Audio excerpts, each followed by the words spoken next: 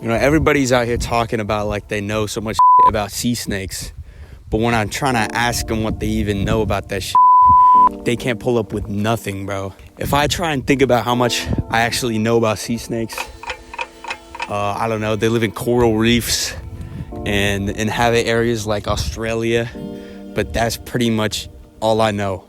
I've got a lot of questions about these motherfuckers. Let me think of some of these questions. How many kinds of sea snakes are there? Like, you know, where are they at? Where are the sea snakes? But one question that's been coming to my mind recently is whether sea snakes can be found in the open ocean. Because, I mean, it's obvious they would like shallow tropical environments like coral reefs and areas, you know, like the fucking Australian shoreline and coasts. But can you find them like out in the middle of the Pacific or the Atlantic? So in this video, I'm gonna be delving into that question on whether these motherfuckers can be found in, you know, how deep can they swim, bro? Let's find out. So first off, there isn't even one kind of sea snake.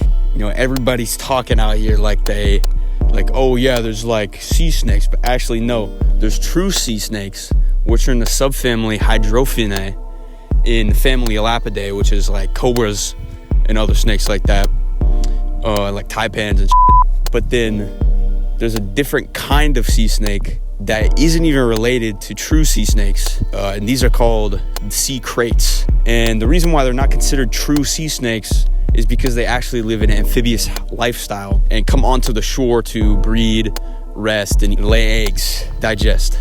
But true sea snakes aren't about that shit.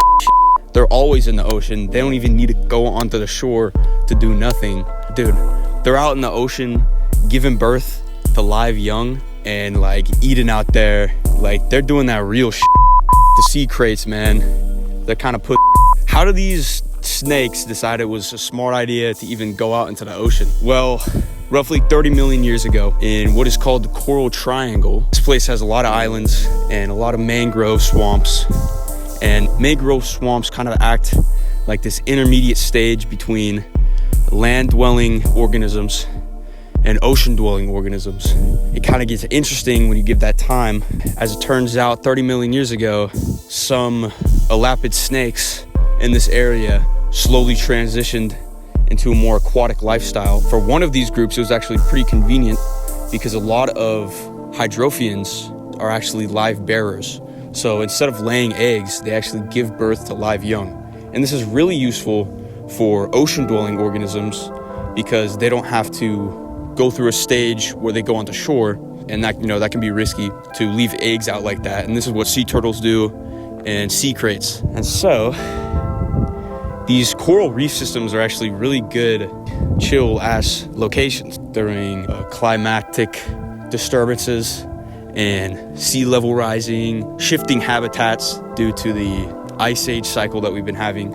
And so while seashores and sea levels were changing quite rapidly and quite, you know, a lot of differences were happening, the temperatures there actually stayed pretty even. And the temperature of the ocean is actually really important for these snakes because they all occur in what are called isotherms, which is basically a band of a certain water temperature found in a region. And these snakes prefer 18 degrees to 20 degrees Celsius isotherms. And so this even temperature really provided a place for them to disperse and diverge and radiate into different species. The Coral Triangle was kind of where where they started. So while these snakes prefer these warmer sea temperatures, sometimes, you know, they'll get drifted away. These individuals are called waifs, the lone motherfuckers that get drifted off by the current. And, you know, these waifs can occur in colder isotherms, but they aren't going to be doing very well because it's quite cold, and they're definitely not going to be sustaining reproductive, you know, success. There's not going to be any populations that will form in colder areas, even though the snakes can get to them. And, you know, they're just really picky like that. The elongated nature of snakes actually makes them really good at absorbing temperature due to their, you know, due to surface temperature and physics. They can conform to water temperatures around them very quickly and very accurately. because of the fact that a lot of them are bottom feeders and they don't really have many options to bask or cool down in water. Poikilotherms. They're considered poikilotherms, but they don't thermoregulate. Instead, they just kind of let the temperature around them happen and kind of just hope that it's going to be okay. Another example of some of sea crates' activities is that they even steal other animals' heat. Some sea crates will do a certain kind of thermoregulation called kleptothermy, which is basically where they will go into seabird burrows and nesting sites and kind of just like hijack the seabird's warmth that kind of lay next to them or lay on recently sat on nests and just kind of like soak that shit in and steal that shit, you know. I'm not for that. The fact that sea snakes are ectotherms means that they don't require food to actually produce heat themselves, meaning they can sustain lower metabolisms and therefore lower oxygen needs, meaning they can hold their breath and stay submerged under the water for a lot longer than similar sized endotherms would be able to. Sea snakes also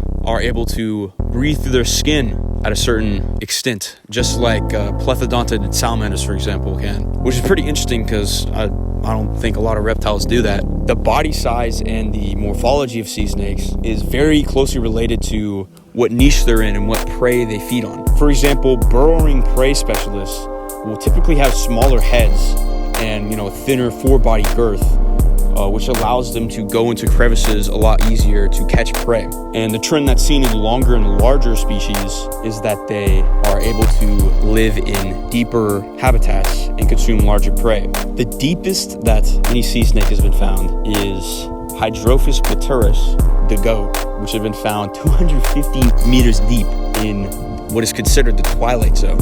And, to continue the applause for yellow-bellied sea snakes is that they are the most wide-ranging non-turtle species of reptile. Their range goes from all the way like South Africa to the western coast of the US. These guys have a very large distribution, and this is because of the fact that they kind of drift along with ocean currents. They stay on the surface and will feed on fish in calm surface conditions called slicks. And they'll just kind of chill out and eat shit and travel around and get really far. And they're just the goats like that.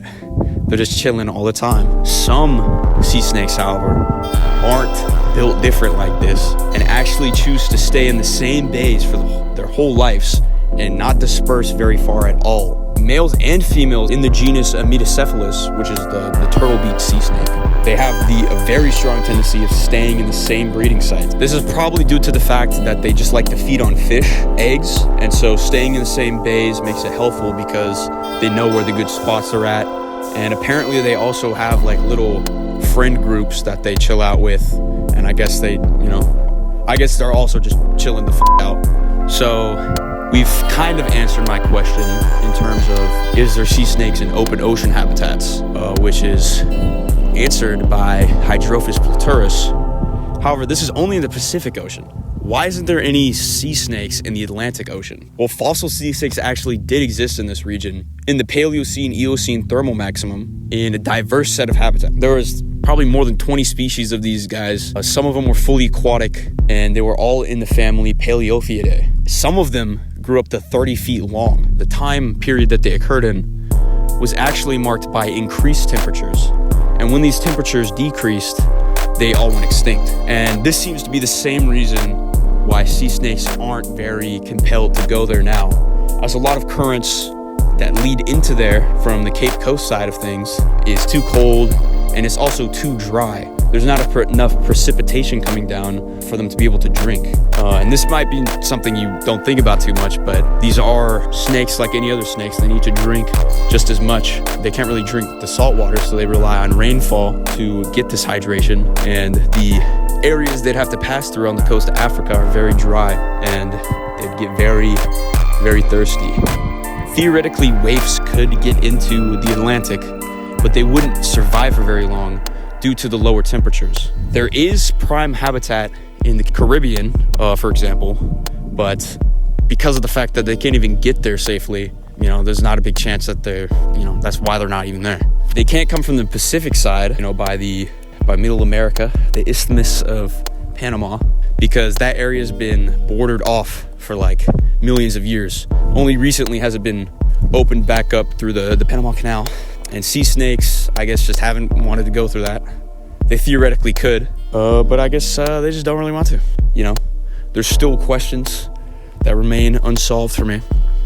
You know, is it possible for a more subsurface, open ocean, a larger species of sea snake to inhabit the Pacific? Is this a possibility? I'm not sure. There's, I think the biggest species of sea snake is another Hydrophis taxa. I forgot the species name. But these motherfuckers grow like 10 feet long. And I have no idea what they're getting up to get that big.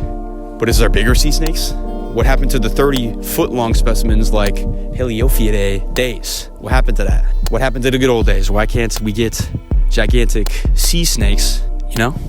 And that's just the beginning of the sea snake saga for now. Because there's hella cool motherfuckers, hella cool colors and shapes and forms, and probably a lot of that we don't even know about them, just because of how, you know, they're out in the ocean like that. They're not, you know, you can't just like go out and lift up a rock to find them. You gotta go on a boat. You gotta get scuba gear, bro. You gotta get wet for this shit.